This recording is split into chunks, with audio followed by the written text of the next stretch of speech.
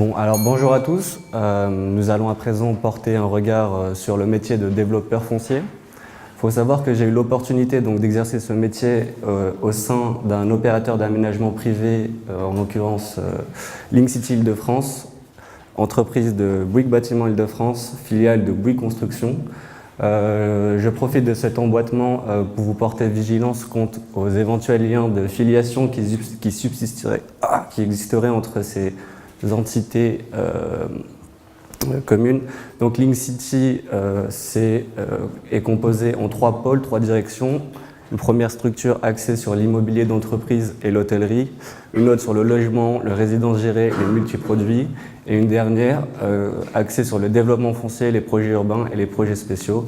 Et c'est justement dans cette dernière entité que j'ai été affilié pour poursuivre mes missions de développeur foncier. Alors un développeur foncier, il a pour principale mission de rechercher et d'acquérir des biens immobiliers mutables.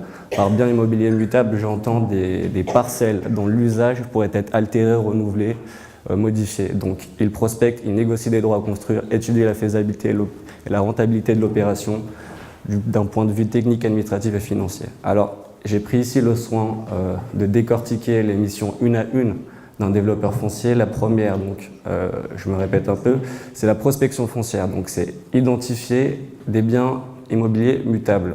Pour ce faire, on a plusieurs outils. Ça dépend notamment de la commande qui vous a été émise.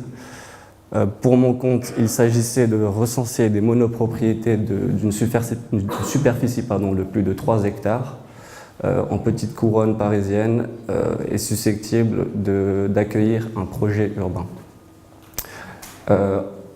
S'ensuit une suite d'études préopérationnelles à travers le prisme technique, administratif et financier, le but étant d'émettre des hypothèses de constructibilité et si ces dernières sont concluantes et rentables pour l'entreprise, on entame une série de négociations avec le propriétaire, avec qui il est primordial d'avoir un accord gré à gré via une signature de promesse de vente. Et puis la dernière mission, et pas des moindres, elle consiste à bâtir un partenariat solide avec tous les aménageurs de l'aménagement.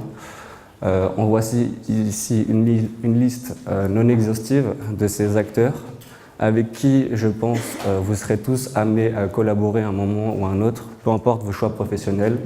Donc je vous invite à toutes et à tous, dès à présent, à vous assurer